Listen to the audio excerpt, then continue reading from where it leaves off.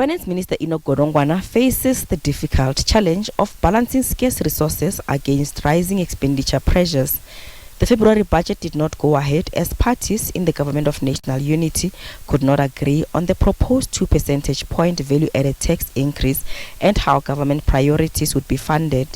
Government was hoping to raise 58 billion rands in additional revenue for the 2025-26 financial year from the tax policy proposals in the budget that was not presented.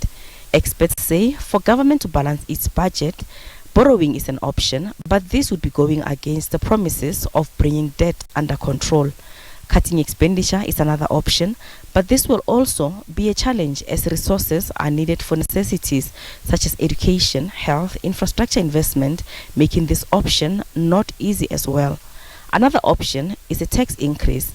This will push up the cost of living, which is already a problem.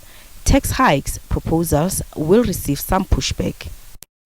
Trim down the wasteful expenditure, get rid of corruption, de-bloat, for want of a better description, the cabinet, and collect the taxes that is due. I think if one does that, one perhaps doesn't even need to look at a tax increase at all.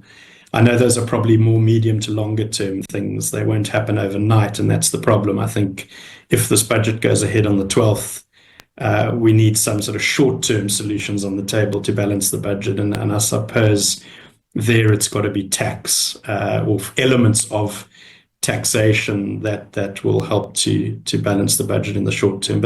With economic growth, government finances are under pressure. The local economy recorded growth of 0.6% in 2024. National Treasury had overestimated the 2024 economic growth at 0.8%. Experts say this translates to anticipated revenue being less than expectations. What we've been able to actually get as a revenue for the year 2024 is much lesser than what we had anticipated. So that puts strain on the fiscus. Further strain, with what they already have in being able to service their debt to GDP interest rates. And so that already, is telling you that South Africa is not in the best economic trajectory in terms of growth. And it begs the question of whether the 1.9 that's been forecasted for 2025 will materialize when the base has to be, you have to rebase the growth to 0.6. Remains a concern amidst the challenges the fiscus faces. The National Treasury earlier said debt service costs consume 22 cents of every rand of revenue collected, taking away funds that could be going to other projects.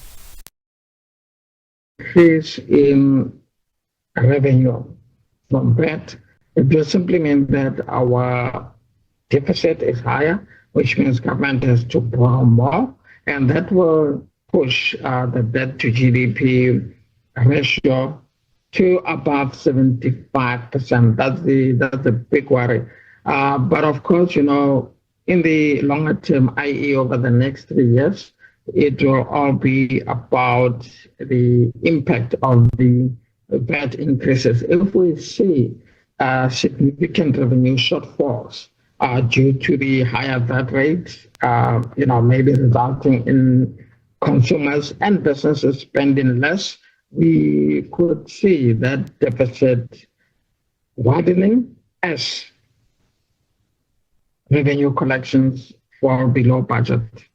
Added expenditure pressures on the budget include government having to find funding for the health projects that lost funding as the United States cut aid to South Africa, as well as social security after a court ruling on the social relief of distress grant, which will likely see the number of beneficiaries as well as the amount increase. Gloria Sefakomosi, SABC News, Johannesburg.